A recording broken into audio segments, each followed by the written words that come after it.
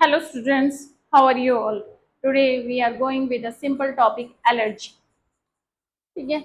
ये नाम आपने बहुत कॉमनली सुना होगा कि उसको इस चीज की एलर्जी है, किसी को इस चीज की एलर्जी है, किसी को इससे एलर्जी है। But what is the allergy?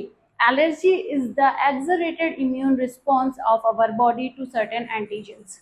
कुछ सर्टेन एंटीजन या फॉरेन सब्सटेंस से जब हमारी बॉडी ह्यूज अमाउंट में एक्सेसिव इम्यून रिस्पॉन्स शो करती है तो वो एलर्जी का फॉर्म होता है। जैसे कि हम बात करें कि डस्ट पार्टिकल है, किसी को झाड़ू लगाने से छींक आने लग जाती है, धूल मिट्टी जब उड़ती है, आंधी तूफान आता है तो उससे छींक आना, स्नीजिंग, नाक में पानी आना, आंखों में पानी आना, ये सिम्टम्स होते हैं। किसी को एनिमल डेंडर, एनिमल पशुओं के आसपास की जो धूल मिट्टी होती है उससे एलर्जी होती है। किसी को गेहूं साफ करते हैं तो गेहूं के उन पार्टिकल से एलर्जी हो सकती है। किसी को पोलन ग्रेन से एलर्जी होती है। जैसे कि हमने फर्स्ट चैप्टर में पढ़ा था बच्चों कि चिनोपोडियम, पार्थेनियम, इनके जो पोलन ग्रेन्स हैं वो एलर्जी कॉज करते हैं, अस्थमा या ब्रीदिंग प्रॉब्लम्स क्रिएट कर सकते हैं। तो इन्हें बोलते हैं हम पोलन एलर्जेंस। तो allergy is the exaggerated immune response, ये अपनी एनसीईआरटी की लाइन है, इम्यून रिस्पॉन्स टू सर्टेन, कुछ सर्टेन एंटीजेंस। एंटीजेंस मतलब फॉरेन पार्टिकल्स, फॉरेन सब्सटेंस। ठीक है। और अब इन सर्टेन एंटीजेंस या सर्टेन सब्सटेंस जिससे एलर्जी हो रही है या जो एलर्जी प्रोड्यूस करते हैं उन्हें हम बोलते हैं एलर्जेंस। ध्यान रखना, ये इंपॉर्टेंट चीज है। क्वेश्चन एलर्जन पूछता है कि एलर्जेंस क्या होता है। Allergens are the substance which cause allergy, which cause allergy। अब एलर्जी के सिम्टम्स, भाई एलर्जी को अपन अच्छी तरह अपने आसपास देखते हैं तो हम एलर्जी के सिम्टम्स भी जानते हैं। स्नीजिंग, छींकना, रनिंग नोज,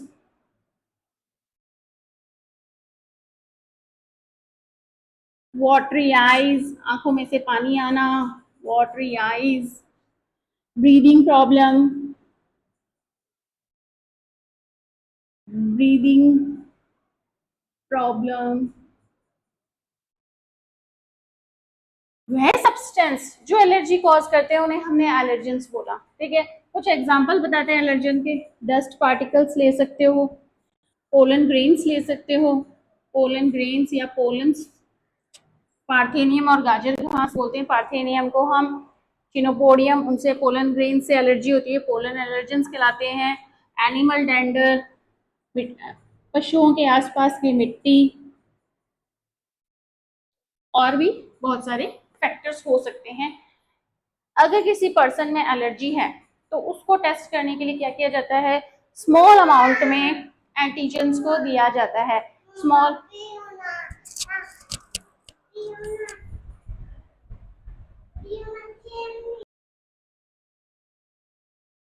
तो इन सारे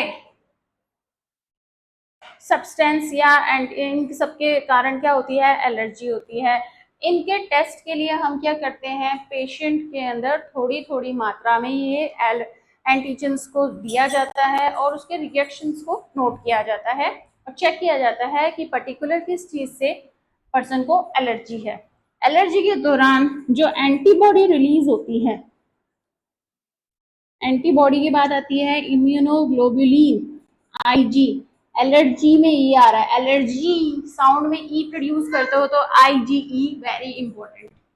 अगर बात आई है आईजी की तो हम याद करते हैं आईजीए, कोलेस्ट्रॉम। फर्स्ट मिल्क जो बच्चा मदर से पीता है उसमें आईजीए मिलता है बच्चे को। आईजी जी, मम्मी जी, मदर से प्लासेंटा को क्रॉस करने वाली एंटीबॉडी का नाम है आईजीजी। तो आपको ये तीन आईजी को अच्छी तरह याद रखना है। ये तीनों आईजी आपके फिलिप्स या फिर एमसीक्यू में पूछ सकता है।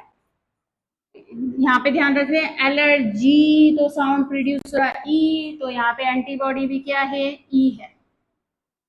नेक्स्ट, और हाँ, एंटीबॉडी जहां पे आ रही हैं, जहां पर बॉडी को एंटीबॉडी बनी बनाई मिल रही है, वो क्या कहलाता है? आपका पैसिव इम्यून रिस्पॉन्स। ये भी आपको ध्यान होगा, पैसिव इम्यून रिस्पॉन्स, जहां पर आपको रेडीमेड एंटीबॉडीज दी जाती। हाँ, एंटीजन आया फिर एंटीबॉडी बनी, जैसे एलर्जी में एंटीजन आया फिर एंटीबॉडी बन रही है, तो ये क्या है? एक्टिव।